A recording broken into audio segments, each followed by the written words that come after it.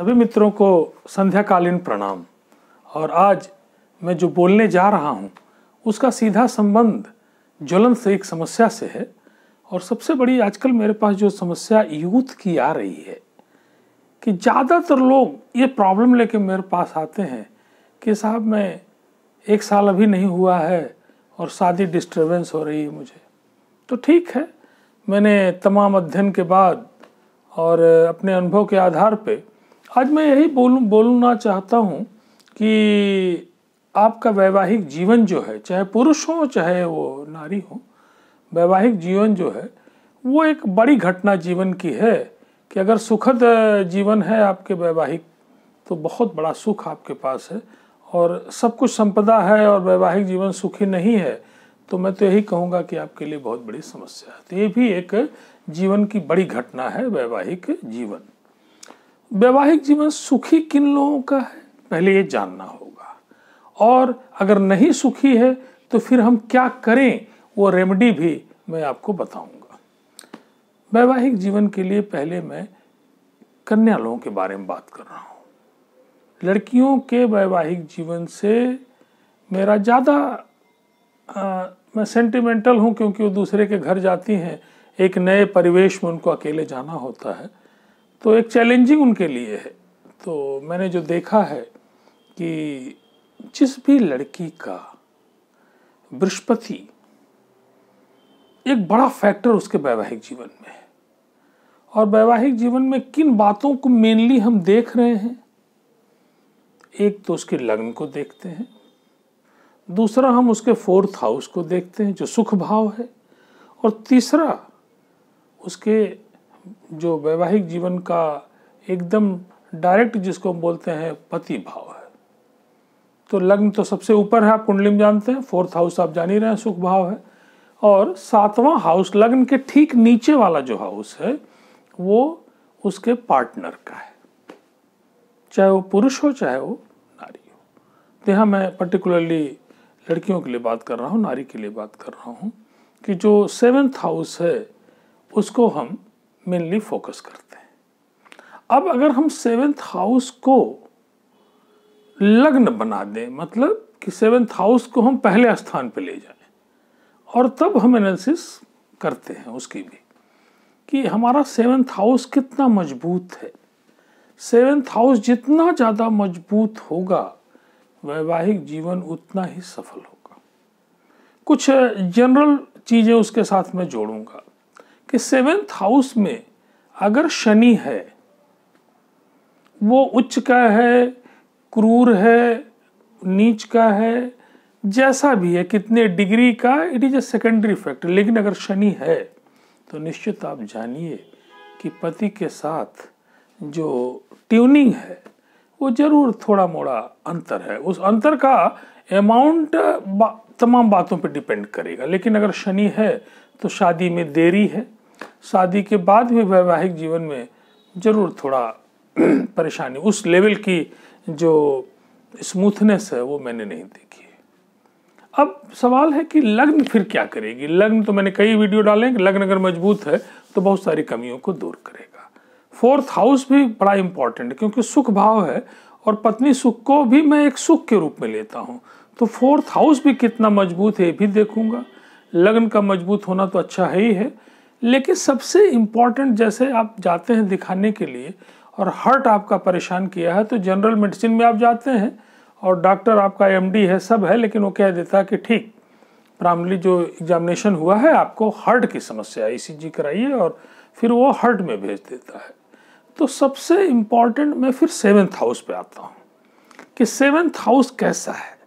अगर 7th house सुखी है, अच्छा है, तो उसके जीवन में स्मूथनेस है।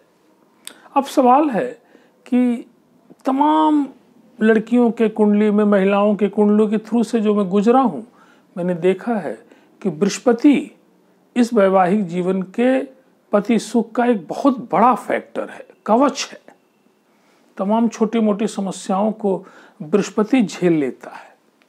तो अगर कुंडली में बृहस्पति मजबूत है, चाहे वो किसी भी हाउस में है, अगर आपकी कुंडली में बृहस्पति मजबूत है, देवगुरु की स्थिति मजबूत है, तो फिर थोड़ी परेशानी भी जो है उसको भी मैनेज बृहस्पति करता है।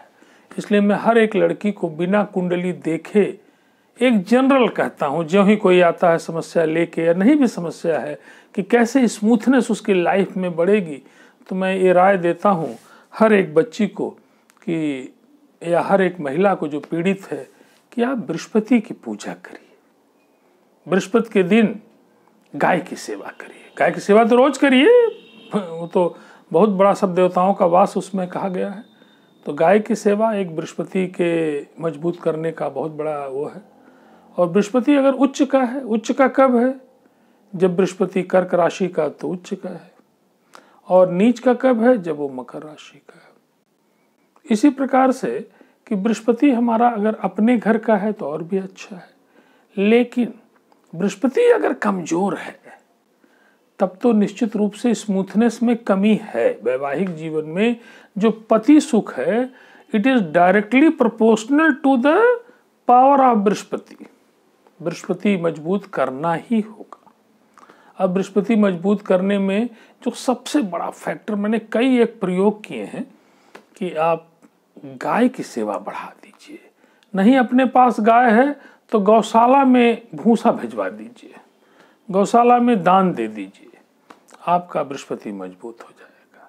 पैसा कम आपके पास है, एक रोटी गाय को खिला दिया करिए, एक लोई आटा में थोड़ा गुड़ और हल्दी डाल के खिला दीजिए। केले के पौधे में बृहस्पतिवार के दिन ओम विष्णुवाय नमः का जाप करते हुए पूजा कर लीजिए, आपका बृहस्पति मजबूत हो जाएगा। और पति भाव में अगर दुर्योग हैं जो काफी प्रॉब्लम आपको दे रहे हैं, दुर्योग जैसे केम द्रुत योग है जो दुर्योग है, हमने चर्चा की है। विष योग है, बहुत बड़ा दुर्योग है। अगर शनि और चंद्रमा आपके पति भाव में बैठे हैं तो ग्रेट प्रॉब्लम, तो उसका निदान आप करिए। अगर उसमें जो भी ग्रह बैठा 7th हाउस में, उसकी डिग्री बहुत कम है, 7th हाउस की खुद की डिग्री बहुत कम है, उसका निदान करिए। डिग्री को मजबूत कैसे करें, अलग अलग ग्रहों के लिए अलग अलग उपाय है, उसका आप काम करिए। तो इन सब छोटे छोटे उपायों से आप देखेंगे कि आपके जीवन में पति सुख निश्चित रूप से बढ़ता चला जाएगा। ये मेरा अनुभव 10-15 साल का है। बहुत सारे खराब जोड़ों को जो एकदम से परेशानी में थे, लगता था कि डाइवोर्स हो जाएगा, पटेगी नहीं, रोज की प्रॉब्लम थी, और इन उपायों ने निश्चित रूप से उन्हें आराम दिया है। मैं बहुत सारे उदाहरण उनके दे सकता हूँ जिनके नाम मेरे पास नोट रहते हैं, जिनकी कुंडली मैंने देखा है। किसी दिन एक एक करके मैं कोई अच्छी कुंडली दिखाऊंगा भी आपको, लेकिन ये जनरल जो समाज हित में मैं बात कर रहा हूँ, ये काम लोग करें। रहा सवाल पुरुष का भी उतना इम्पॉर्टेंट है कि अगर पुरुष को वैवाहिक जीवन में सुख चाहिए तब क्या है, तो फिर वही फैक्टर उसके लिए भी है, उसके 7th हाउस में भी वही सारी चीजें हैं, लेकिन तब उसके लिए एक ग्रह बड़ा इंपॉर्टेंट है, शुक्र। शुक्र जितना मजबूत होगा उसका वैवाहिक जीवन उतना ही अच्छा होगा, पत्नी सुख उसको उतना अच्छा मिलेगा। भौतिक संपदा का सुख तो शुक्र देता ही है, लेकिन पुरुष के लिए शुक्र इज वेरी इंपॉर्टेंट। शुक्र भी एक महान ग्रह है। वो राक्षसों के गुरु हैं, फिर भी उनकी इतनी महत्ता है कि उन्हें हम शुभ ग्रह में लेते हैं। तो शुक्र जितना अच्छा, शुक्र अगर उच्च का है उसकी कुंडली में, उच्च का मतलब कि जब वो मीन राशि का है तब उच्च का है। नीच का कब शुक्र कहलाएगा? जब उसकी राशि का अंक 6 कन्या राशि का है। और अपने घर का शुक्र कब कहलाएगा? 2 राशियों में, या तो शुक्र तुला राशि का हो जहाँ पे 7 लिखा वहाँ शुक्र हो कुंडली में, और या तो फिर शुक्र जो है वो 2 लिखा हो, है ना, वृष राशि का शुक्र हो। तो शुक्र को मजबूत करिए, तो वो भी एक प्लस पॉइंट है। दूसरी चीज कि 7th हाउस का विश्लेषण किसी अच्छे ज्योतिषी से करवाइए। 7th हाउस अगर कमजोर है, 7th हाउस को हमने बताया कि लग्न बना दीजिए, मतलब जिस भी भाव का विश्लेषण करना है उसको ही लग्न बना दीजिए।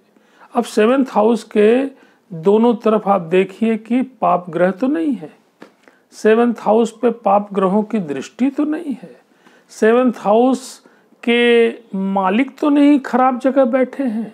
7th हाउस का मालिक 8वें भाव में बैठा है, 6ठे भाव में बैठा है, 12वें भाव में बैठा जो कि खराब भाव है, तो प्रॉब्लम तो रहेगी ही रहेगी।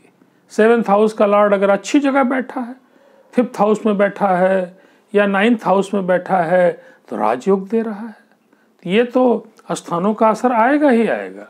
और दूसरी चीज़ कि 7th हाउस की खुद की डिग्री कितनी अच्छी है। 7th हाउस की डिग्री अगर 15 डिग्री, 16 डिग्री, 20 डिग्री है तो बहुत अच्छा है। अगर वो 28 डिग्री, 29 डिग्री और 29 डिग्री कुछ मिनट है तो प्रॉब्लम है। इसी प्रकार 7th हाउस में जो भी ग्रह है उसकी डिग्री कितनी है, 7th हाउस के मालिक की डिग्री कितनी। सपोज 7th हाउस में लिखा है 4 और उसके मालिक कौन होंगे, फिर चंद्रमा होंगे कर्क राशि के। अब सवाल है कि आपकी कुंडली में चंद्रमा कितने डिग्री के हैं। अगर चंद्रमा अच्छी डिग्री के हैं, जवानी के हैं, तो गुड, स्मूथनेस है। चंद्रमा अगर राहु से पीड़ित हैं तब आपके 7th हाउस के मालिक जो हैं वो पीड़ित चल रहे हैं। अगर चंद्रमा के साथ कहीं भी वो बैठे हैं, राहु भी बैठ गया है तो ग्रहण योग है। चंद्रमा के साथ शनि बैठ गए हैं तो विष योग है। चंद्रमा के साथ केतु हैं तो ग्रहण योग है। चंद्रमा कहीं बैठा है और उसके दोनों तरफ कोई ग्रह ही नहीं है तो केमद्रुत योग है। तो ये सब खराब योग है। और वहीं पे अगर चंद्रमा कहीं बैठा, अच्छी जगह बैठा है, पता लगा सोने में सुहागा चंद्रमा के साथ बृहस्पति बैठे हैं और वो भी उच्च के हैं, सेंट्रल हाउस में है, तो गजकेसरी योग है। नहीं भी गजकेसरी योग है तो कॉम्बिनेशन इज वेरी इंपॉर्टेंट। अब पत्नी भाव के लॉर्ड या पति भाव के लॉर्ड 7th हाउस के अगर धन भाव में बैठे हैं बहुत अच्छा है।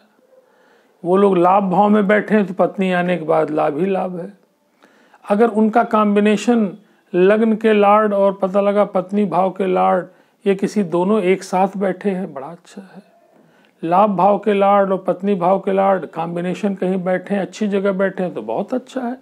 तो ये सारे जो फैक्टर हैं, और हमने कई बार बताया है कि ये एक अलजेब्रिक सम है। कुंडली का विश्लेषण जो रिजल्टेंट है, the resultant is not a scalar quantity, is a vector quantity.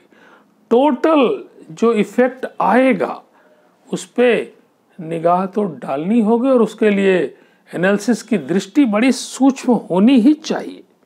और निश्चित रूप से इसका निदान है। अगर आप पत्नी सुख आपको नहीं है या आपका पति सुख नहीं है, परेशानी आ रही है, तो निदानों पर विश्वास करके जाइए, आपको आराम मिलेगा ही मिलेगा।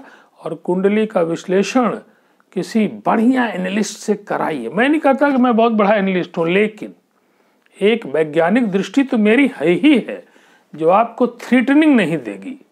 आम लोगों की तरह पैसा कमाने के लिए कोई थ्रेटनिंग नहीं, आपको एक अच्छा सुझाव मेरे द्वारा निश्चित मिलेगा और इसको मैं समाज हित में चाहता हूँ। और चूंकि एक शिक्षक हूँ जिसका काम ही है समाज हित, तो उस समाज हित में मैं कुंडली का विश्लेषण भी बड़े मनोयोग से करता हूँ। और आप मुझसे भी संपर्क कर सकते हैं बिना फीस के 9412012236 पर। मैं प्रोफेसर के श्रीवास्तव, कमल कुमार श्रीवास्तव, दे प्रोफेसर ऑफ केमिस्ट्री, लेकिन अब आप कह सकते हैं कि प्रोफेसर ऑफ ज्योतिषी भी आल्सो। तो ठीक है, आपका भला हो, आप सुखी हों, अपने वैवाहिक जीवन का आनंद ले सकें, ये मेरी मनोकामना है। कोई प्रॉब्लम है, you contact with me. Thank you.